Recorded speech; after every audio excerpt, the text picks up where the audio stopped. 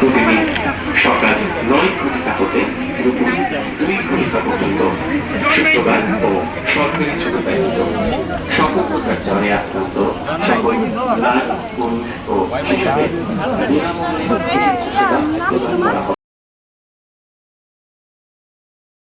জনগণের পাশে থেকে জনগণের সেবা করাই হচ্ছে আমাদের মূল কাজ।